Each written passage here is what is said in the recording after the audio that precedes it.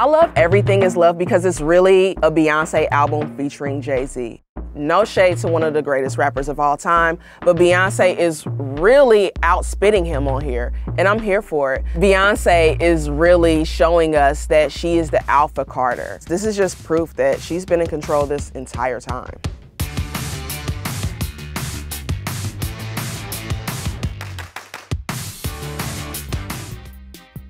The Apes video is a masterpiece. It juxtaposes Black bodies and Black culture with this fine art. And they are showing that we too, our art, Black culture, Black people, are masterpieces. And sure, Jay-Z is a part of the video. He's great in it, but Beyonce really takes hold of it. She even raps his lines, and she is clearly the dominating force in this. The trilogy of albums depicting the love story of her and Jay-Z, they didn't happen that way by happenstance. She is the one who called the shots and knew exactly how she wanted to tell her story. She has agency over everything in her life. It's not just a story of Beyonce's love with Jay-Z. It's a story of self-love. It's a story of her loving herself and staying true to herself enough to know and demand greatness from everyone who works with and for her. It's a story of her demanding greatness from herself. I mean, she's able to be the first Black woman to headline Coachella, the whitest music festival, and turn it into the blackest show. Honestly, this entire time, she's been playing double dutch, just waiting for her chance to hop into the ropes and really steal the show. This really goes back to her Destiny's Child days. I mean, you have songs like Bills, Bills, Bills, which may seem like a fun song about a woman demanding a man to pay her bills, but really she's demanding reciprocation for the emotional labor that she gives in the relationship. You also have it on songs like Bootylicious, which is a song overtly embracing the Black female form, curves and all, and taking control and agency over it. My body too bootylicious for you. Then in 2003, she dropped her first solo album, Dangerously in Love. It got a few haters. I mean, the New York Times even ran a story comparing Ashanti to Beyonce. She could have went back, she could have listened to the naysayers, but she didn't doubt herself. She stayed true to the path that she was on and ended up creating an instant classic with B-Day, which outsold her first album and shut down any haters. Not only was B-Day versatile, but it had hit after hit after hit.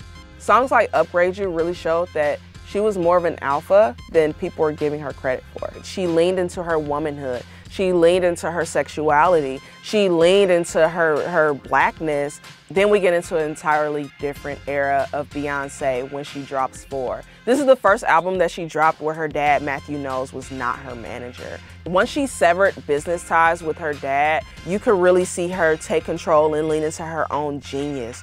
But then we really lean into it with Self-Titled. Self-Titled was her first surprise album. It came with no promo, no warning, nothing. It was a visual album that really shifted the culture and shifted what we even thought art could be and what we even expected from Beyonce.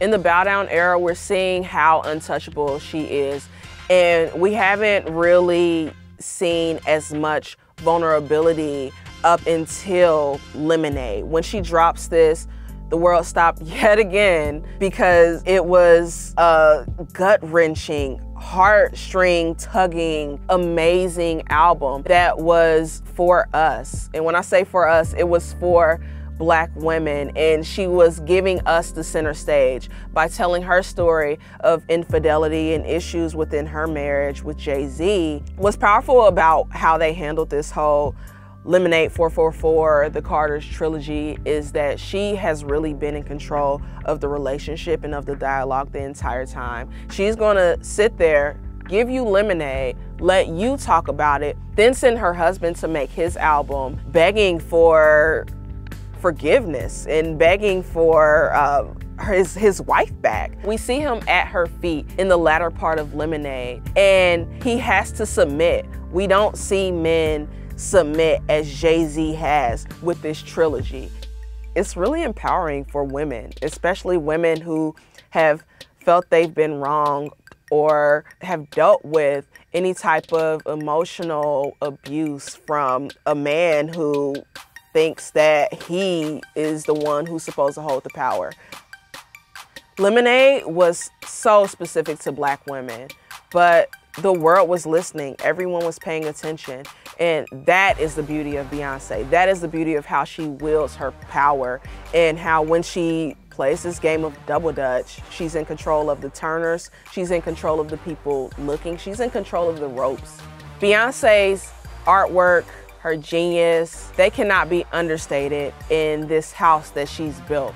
And that is why she's both queen and king bee.